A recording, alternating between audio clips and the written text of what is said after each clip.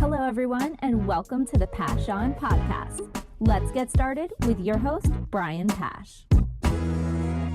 Hi, this is Brian Pash, and welcome to an exciting interview today. I have Dan Abel, National Sales Manager for Car Cutter. We're going to be talking about merchandising, speed to market, giving dealers a competitive edge in this critical area of merchandising. Dan, welcome to the podcast. Hey, thanks, Brian. I appreciate you having me. Just for context, you and I have known each other for a long time. How long have you been in and around automotive retail, and what type of roles before coming to Car Cutter did you hold? That's funny you say that. So I started in 2001 at a Chrysler Jeep store here in South Carolina. And quickly adapted to selling cars on the internet on eBay. And so we grew that and actually started working for an independent dealer who all we did was sell to people all over the world on eBay. Those were the wild west days of eBay. Oh man, yeah, but it was very, very cool because you got to involve yourself with so many different. I thought just in the U.S., but we had people that would buy cars from us from all over the world. That's right. And so importing or exporting, I guess, cars, it's a whole new ball game, and ended up in the low country, as we call it, the Hilton Head area of South Carolina, where a dealer wanted to start selling cars on eBay. Didn't know how to do it, didn't want to learn, wanted to just kind of plug in. And so that's where I came in and stayed with them for the majority of my career, and ended up being the guy who, I'm sure every dealership either has had one or does have one. It's the guy who does the things that nobody else wants to do or nobody else wants to learn about, right? And well, you know dealership operations, and you know that if you raise your hand once or twice, you probably opened the door for a whole string of tasks. Right. It was during those early ages where people did have websites, but they were checking the box, right? They were just coming out of the Auto Trader magazine and big onto trying to get into Auto Trader, the marketplace as we know it today. And so then it became things that were something that you've pioneered a lot in the industry, which is not just having a website and checking the box, but knowing what the heck you're doing. You know what I mean? Knowing who's coming, knowing who's going, analytics, and paid search ads and all those things, again, that dealers wanted to do, but they were like, hey, who wants to take care of this for us? So I was that kind of guy. Well, now you're with an exciting company with really amazing technology, having worked at car dealers, knowing how important merchandising is. And of course, we're going to talk about some of the cost benefits that Car Cutter brings, but let's at a high level. There are many dealers today that are struggling to remain profitable, depending on brand. Sure. Probably being a Toyota dealer, you're doing quite well. Being a Stellantis dealer, you're not doing so well. So dealers are desperately looking for ways to move their inventory, decrease their turn rates, and get back into profitability. So let's talk about that. At a very high level, how is Car Cutter helping dealers be more efficient? Yeah, it's funny you bring that up. So I worked for a group that had 4 dealerships. And at the time, this has been several years ago, we decided to take photography in-house, and it became a speed thing. We weren't being able to utilize a vendor properly to have the speed to market that we want to have. So while that seemed like an additional expense, payroll wise, what it ended up doing was bringing, ended up being much cheaper, but also the results were night and day. Being able to speed up that merchandising and actually get your cars online. They're all depreciating, even new cars, despite what we want to look at, they're all depreciating. And so the time to market is so key. And this has been many, many years ago. We didn't have a platform like Car Cutter when we made that adjustment. And so while I understand where dealers are coming from, margins are much, much thinner. I feel like the juice is worth the squeeze, as a guy I used to work for used to say. Because Because dealers traditionally have had to chase lot services companies to come and take photos. But then they had other issues, right? It wasn't just a lot services company if they were limited in space or if they had a snowstorm. Then some dealers invested in very expensive photo booths. But today, with your mobile app, with the AI technology and the ability to remove all the noise and put beautiful backgrounds. I mean, Dan, this has to be not just cost savings, say less expensive than a lot services company, but that speed to market with great photos that stand out. At one time, it seemed like the dealers with larger lots who could afford a photo booth had an advantage. Now I'm looking at the Car Cutter website, and it's car-cutter.com. Those photos look like they're in a 360, photo booth, but they're actually photos that were just taken on the lot. How are dealers adapting to this kind of wow technology that makes them look like the largest dealer group in the country? Yeah, I agree. It's leveling the playing field, right?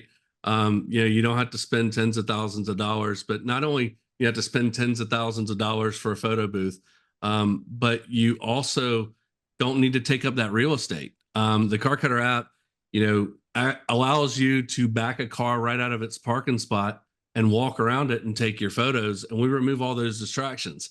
I kid quite a bit of, whether it be taking those photos in the back where they just cleaned it up, where you have the tires stacked up and the loud music going on where people are just having a good time washing cars, to the sales guy having a cigarette in the background, to the distractions of all the inventory, right? You would believe, because you see this every day, but many people wouldn't believe that customers look past some of the images that you put up there. You have a car that's in the middle of a lot with a sea of other cars. They may look at other cars in the background and go, hey, what about this car? That may be a service loaner. It may be a customer's car. I had a dealer call me one day and he said, I got to have your platform. And I'm like, wow, this is the easiest, I've ever had it. And I said, why? And he said, because right behind my dealership where we have to take photos, because it's the only piece of real estate we have, is a gentleman's club. And I cannot allow the branding of the gentleman's club to be right over the top of the car. So creates a little conflict. It does, people may frown upon that. So I had another dealer that called me and said, exactly where he's taking the photos, there was a billboard of the dealer down the street. And so it's like, it does level that playing field to make it to where not only are we putting it into a 3D showroom, but the realism to me, and obviously I'm biased, right? But it's unprecedented. It is some of the best realism that you could ask for in a product these days. And with the AI giving you that almost instant result, I mean, you can see the difference. So Dan, we have two things to cover because I want to be very clear with dealers who may not be happy with their photos and time to market, getting those cars fully merchandised online. There's two things. The app, you make it idiot proof, as we've talked about before. So the app guides a person, regardless of where the car is parked, to take a series of pictures, making sure it's at the right angle, making sure all the bases are covered.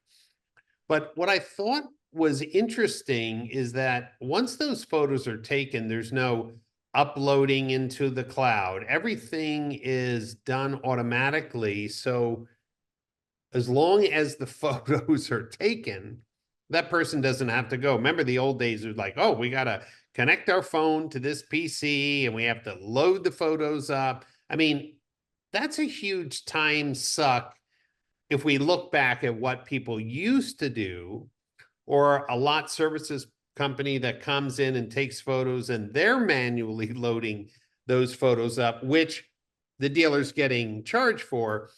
This is one app, foolproof, and everything gets uploaded from the app. Am I correctly stating the advances in this technology? 100%. We all have, and I've been there, we all go, okay, guys, like we got this list of cars we got to go take pictures of, right? And we check the box. We go out there, we get 10, 15, 20, whatever the Auto Trader rep tells us to get, right? Or whatever the manual tells us to get. And we go out there, we capture those images, and then we go to lunch, right? Or we figure out what's the next thing. Where's the car deal? While that is important, you are doing one of the most important things for merchandising by capturing those images. Preach it. But it's got to be clean. It's got to be consistent. I talk about all the other websites you may go visit, and they're not facing different ways. They're not in different environments. You know, if you're going to buy anything, first of all, it's going to have pictures. Second of all, they're going to be clean and consistent. But what you hit on was, yes, you set up as the dealer, the used car manager, the general manager, you tell us, hey, Daniel, I want to have XYZ pictures and angles. Okay. And then you're right, Brian, we make it idiot proof. They take their handy dandy phone that they're already taking pictures with already. They go out, they plug in a VIN, and it tells them exactly what angle to stand at. If they're not in the right angle, it won't let them take the picture. They capture the 25, 30, 45, however many images, and they move on to the next car. And those images will be backgrounded, placed into a virtual 3-dimensional showroom, ultimate realism, as I'm giving my plug, right? But then, yes, you don't have to go back and sit down at your computer. You got to download them. You got to then upload them. Then you got to rearrange them. You tell us also how you want them arranged. So we can photograph the car, what's most efficient for the photographer. But if you want them merchandised a different way online, I had a dealer call me one day and say, hey, my Auto Trader package only allows me to have 8 photos. And I'm going to spend a bunch of money if I want more. And I don't want my photographer, though, to have to do anything different. I want them to take outside photos. Right, because they have a system already. Yeah. Right. And it's efficient. Take 5 minutes and take photos. But what he wanted on his Auto Trader package was that hero shot, right? And then he wanted to show the navigation and the leather and the sunroof and all those features that make somebody keep looking at their car. And so we can do that without having the photographer jump in and out of the car. I love it because the app knows what photo and what step, right? Yes. I love that. So each photo's tagged with what the photo was covering, and thus the merchandising is really completely at the control of the dealer. You know, Dan, when I think of how many websites I've seen still to this day with photos with other cars in the background, or in the wintertime, a pile of snow.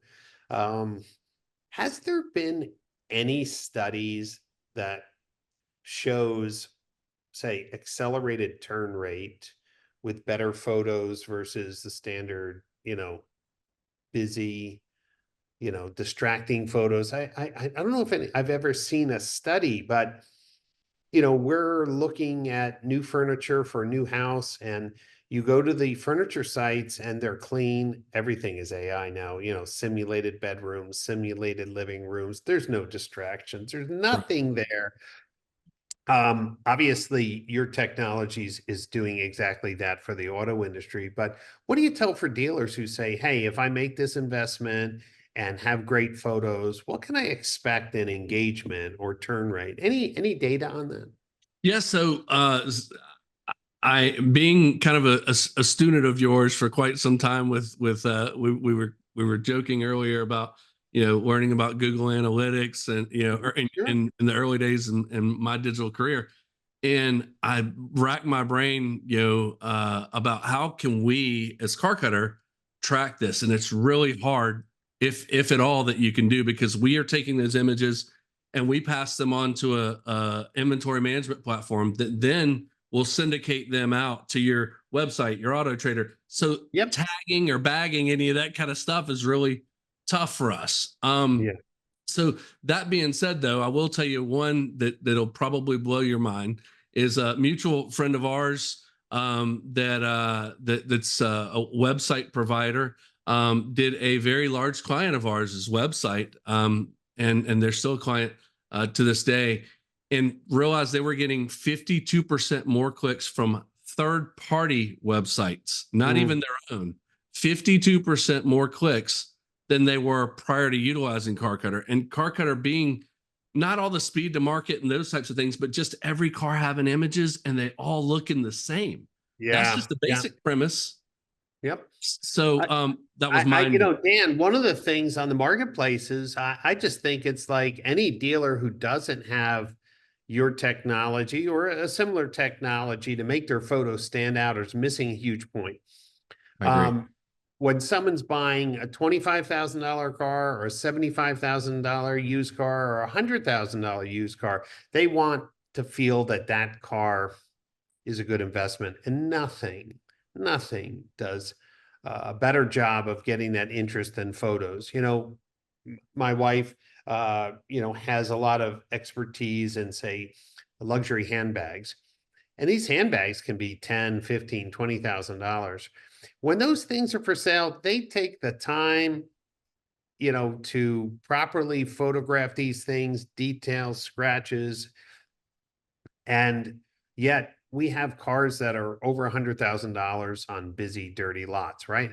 Hello, you know what I mean? It's like, Brian, would Carrie even would she even look at one if it didn't have a photo? I mean, would she even like spend time? listen, if she saw a bag that was just sitting on a table with other bags, the impression she would get is that bag wasn't taken well care of. You see what I'm saying?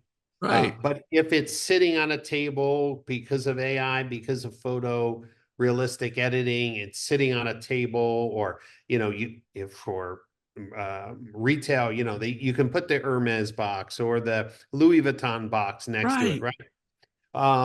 All done automatically. So dealers really need to think about this very critical thing. And the truth is, if it's dummy proof, then there's no reason in your organization why you couldn't have somebody merchandising these cars every day, getting them online, showing bold and well photographed to get that engagement. There's no excuse other than you're not prioritizing merchandising. Right. So Dan, if somebody's using a lot service today, and they come to you and they say, hey, we want to use your platform.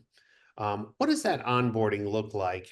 How long does it take a dealer to feel comfortable with using the app and basically saying to the lot services company, hey, I got this covered, or forcing their lot services company to use your app, right? I guess it could be, either way. What does it look like on a training and implementation stand?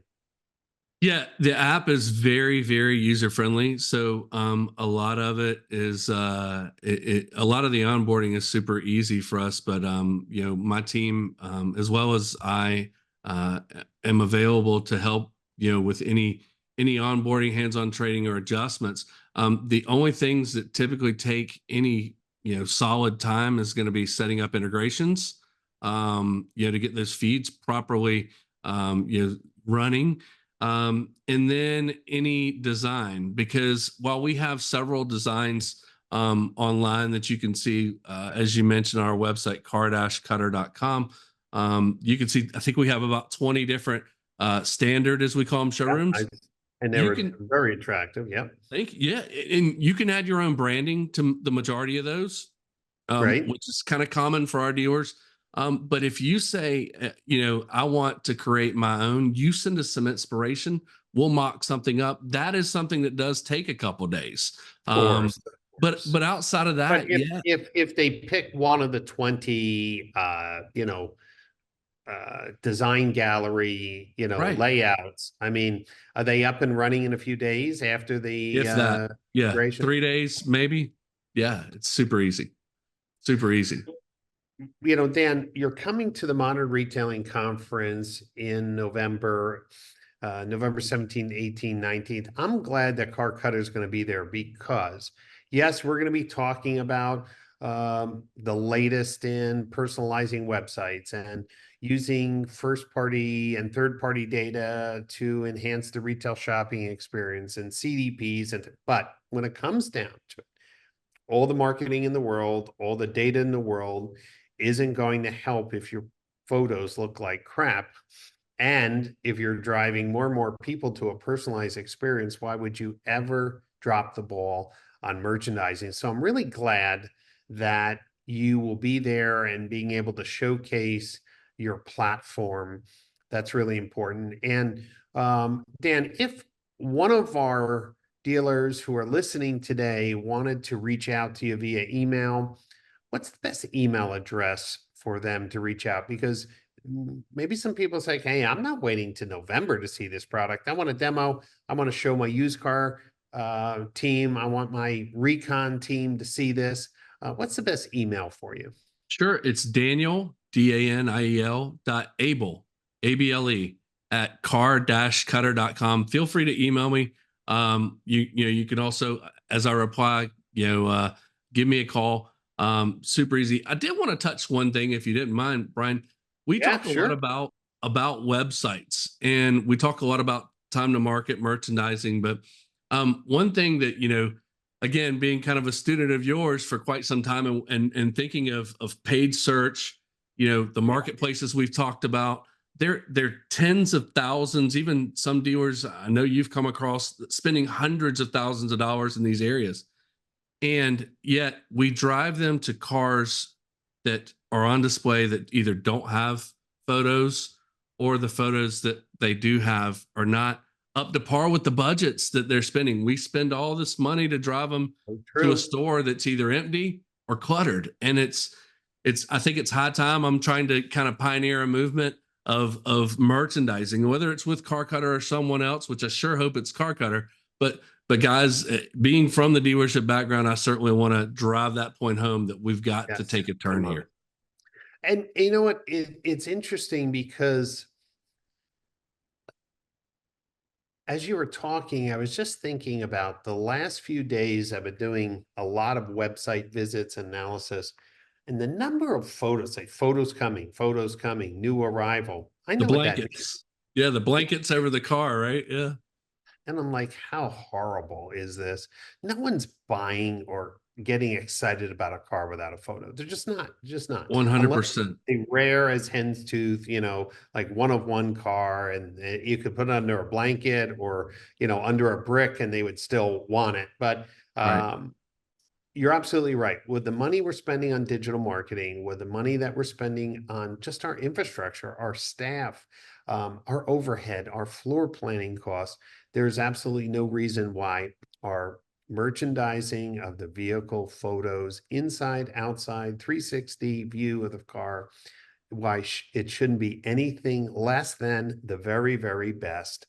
So I'm glad that Car Cutter's seeing some great success. Over 1,500 rooftops are using it and growing. So I hope by being on this podcast, you'll get more dealers saying, hey, let me check out what Car Cutter's doing. I need an upgrade to my vehicle merchandising. And remember, you can send an email, daniel.able, A-B-L-E, at car-cutter.com. Get a demo. Dan, I'm excited to have you in Palm Beach. The weather is perfect in November. Is your team excited to be there with the dealers? Oh yeah, for sure. We're excited to grow Car Cutter and be part of the MRC. Great. Well, Dan, thanks for your time today. Congratulations on an amazing app. I encourage dealers to go to car-cutter.com to see all the galleries, the examples, and listen, they're working with the who's who of automotive retail. Some of the largest dealer groups, some of the most profitable dealer groups in the industry.